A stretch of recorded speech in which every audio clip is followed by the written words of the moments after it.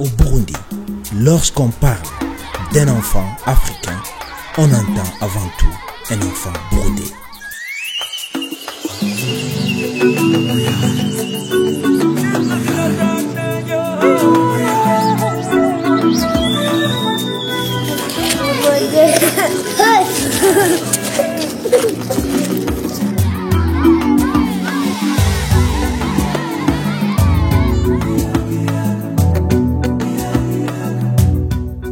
L'enfant africain n'est pas toujours confronté aux problèmes, mais grâce à son imagination, il peut rendre son environnement plus intéressant et amusant à vivre.